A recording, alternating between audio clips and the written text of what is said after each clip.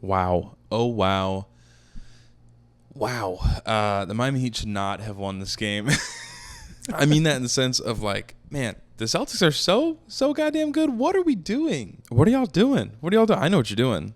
Kristaps Porzingis had a terrible game is what happened. He had 6 points, guys. I think he shot 1 for 9, 0 for 4 from 3. Dude was not shooting well. Yo, what's good, everyone? My name is Matthew Gray. This is Stats and Stories. If you haven't already, like the video, leave a comment, and subscribe. Put the notification bell on so you stay up to date with all of the content moving forward. But hey, let's get into the video.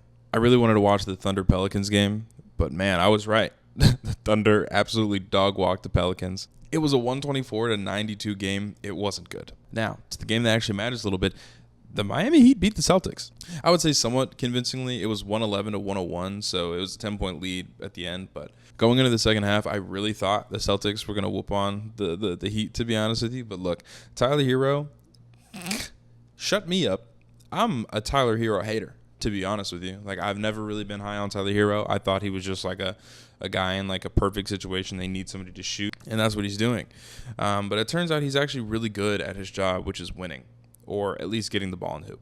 Bam Adebayo had 21 points, 10 rebounds, and 2 assists. So that was great. Caleb Martin. You know, I knew Caleb Martin was nice, but he's like number 3 option on this team, and he's a lot better than I thought he was. Not sleeping on him. It's just like, wow, it's a surprise for me. Because although it's 21 points, his 21 points were crazy. His 21 points were nasty, to be honest with you. Now let's get to my favorite part of this whole thing, which are the 2 rookies of every video, which is talking about the rookies. Look, Jaime Jaquez Jr. and Nikola Jovic. Come on, guys. Jaime Jaquez Jr., the new Triple J, according to me. He had 31 minutes basically. 14 points, 2 rebounds, an assist, and a steal. But they were big buckets.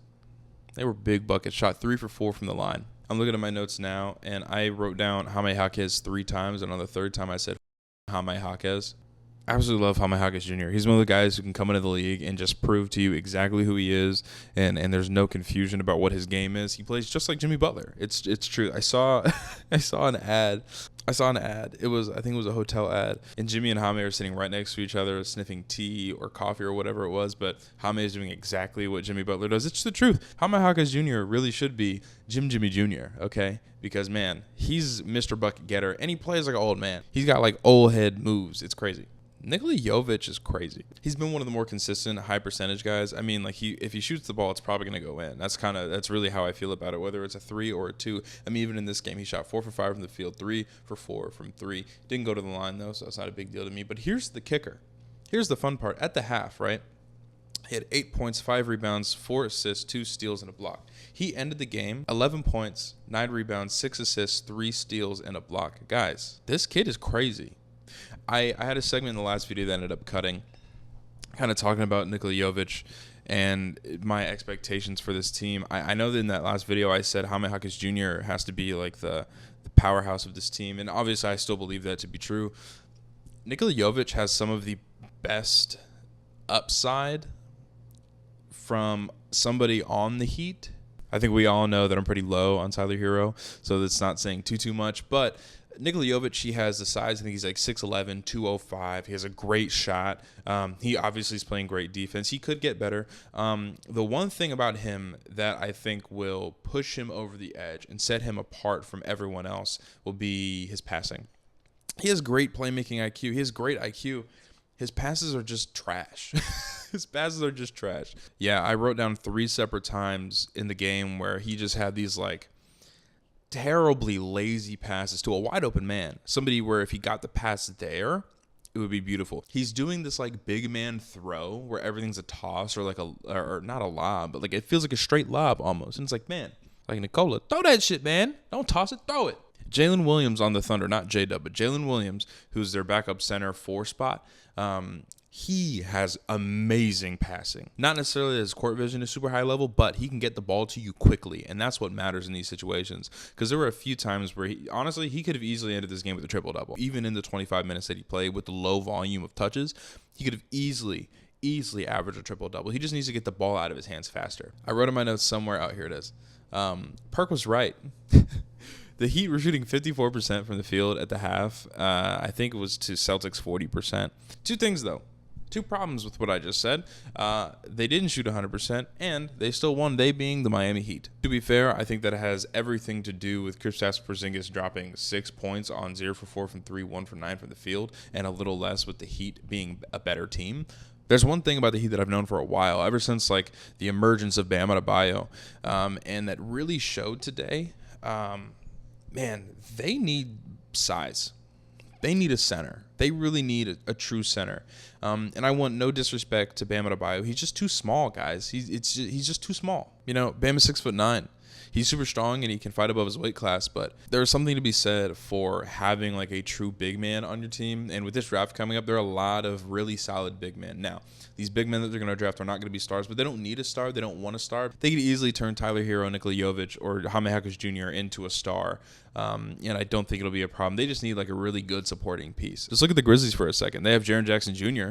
You know, he plays their center spot very well, and he's a little bit bigger than Bam, and he won Defensive Player of the Year, but they need a big. They want Donovan Clingan, and I think that they'll get him, and I think that it'll be an amazing fit. Anybody who thinks Rob Dillingham should go to the Grizzlies, do you watch basketball? For anybody who thinks Rob Dillingham should go to the Memphis Grizzlies, do you watch basketball? I'm just curious, because I've seen a couple mock drafts where they have him mocked to the Grizzlies, and it's like, bro, what are we talking about? What are we talking about? They have Ja Morant already right there crossed off my list. They have Scottie Pippen Jr., they have Marcus Smart, they have Vince Williams.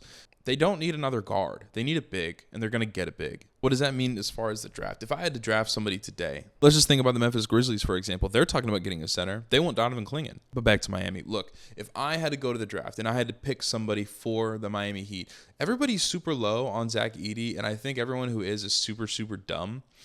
Zach Edey is one of my favorite prospects.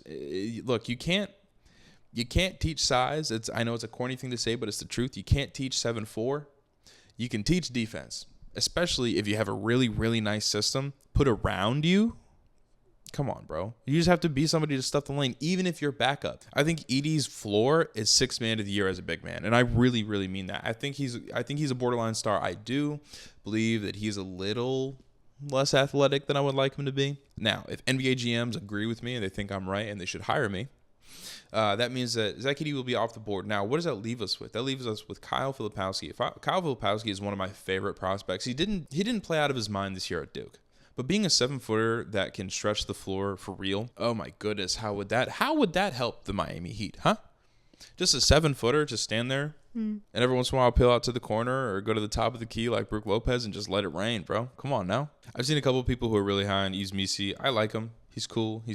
I think the Heat will probably draft somebody like an Yves Missi or Khalil Ware coming out of Baylor or Indiana, respectively. Good prospects, but again, they're going to be serviceable big men in the league. I think there's only two answers as far as which big man should be getting drafted, and it's Donovan Clingan and Zach Edey. This draft is not trash, guys. This draft is not trash. You're just not looking at it the right way. Everybody wants a fucking superstar. But, guys, the top 20 players on this list are nasty. I think we're all relatively aware of who like the top 10 guys are, but let's be honest with ourselves. This draft is not trash. It's just a different kind of player. The most important players to win a championship have been proven over and over and over and time again that it has to be a quality role player, not just one, but multiple. Think about Aaron Gordon. He's the most pivotal player on the Nuggets team, period. Without Aaron Gordon, you lose so much versatility, especially when you look at the Jokic-Gordon game. I mean, the dump-off passes from the block or from the top of the key or even sitting at the free throw line waiting for something to happen. If he's sitting in the dunker spot, you have to be aware, and most teams just aren't. Obviously, Jamal Murray's number 2, but if we're going to talk about team structure, Aaron Gordon is one of the most pivotal pieces in basketball right now, period. Not just on the Nuggets, but period. I think every single team in the league would pay him whatever he wanted to be on their team. Do you guys think that the Heat can beat the Celtics at this point? I don't think so. If you haven't already liked the video, leave a comment, subscribe, put the post notifications on so you don't miss out on any of the videos that I post. We're going to be doing a lot of playoff content, and boy, oh boy, what happens when it's time to get to the draft. I'm really excited. It's my favorite part of basketball. Draft, fantasy, rookies, all the things. Anyways, peace.